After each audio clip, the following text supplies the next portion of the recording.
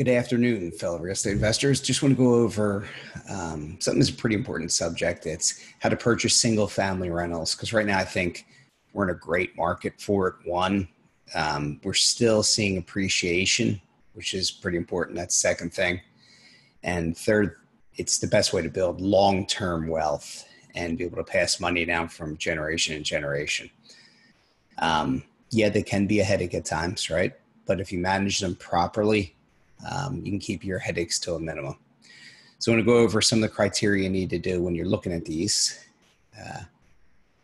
They must be able to cash flow on a 30-year mortgage, right? So you want to bring in at least $200 net per month. If you're doing it, that's huge. I know there's some people have philosophy, they don't even need to bring anything in. I personally do. I want to have at least $200 of cash flow coming in per month after paying mortgage, taxes, insurance, and HOA dues if there are any of those. That's just my philosophy. And if you could do it on a 15-year mortgage and cash flow it, that's even better. 15-year, I would consider doing it with almost break even. So one of the other important things on it, you would look for a property that has lower property taxes. You don't want to be paying big real estate taxes because that just really crushes your cash flow. Same with HOA dues. You don't want to have one of those HOAs in Florida where the dues are $455 a month. It's going to be impossible to cash flow a property like that. That's something maybe you have to do as a vacation rental, or you're just using it as your own secondary residence.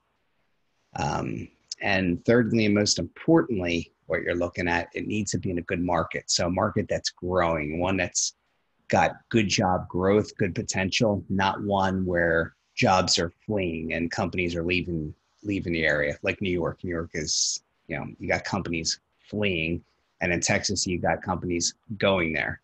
So those are some of the markets you want to look at. What states are making companies move because of crushing taxes, and which states are gaining the benefit. Here in Pennsylvania, we are gaining the benefit of a lot of companies moving in here. Even Scranton, which was an old coal town back in the day, has some pretty good job growth there. There's a lot going on in Poconos, and that's a lot of North Jersey and New Jersey and New York people coming in. I'm going to give you an example of a sample deal, one I just purchased a little bit ago. $43,000 was to purchase this property. I'm going to put about $17,000 in the rehab, so I'll be all in at $60,000. It'll bring in $1,000 per month, minus the taxes of $227 and homeowners of $28. And the mortgage is based on $60,000 at 7%, payable over 30 years. And that would give me a net monthly cash flow of $345, which is really solid. And hey, if you want to pay this off early, take that $345, just put it back in, pay the mortgage down quicker. Yeah, that's a great way to build. You're just basically forced savings doing it that way if you don't need the cash flow. Me, I'm going to probably put this into use in other aspects of my business or into cryptocurrency. So that's probably what I would end up using for personally.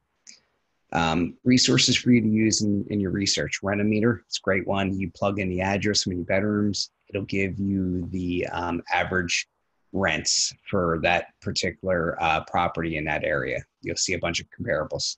Zillow.com also is a very good resource for this. You'll see it. It's just not anywhere near as up to date as Rentometer is.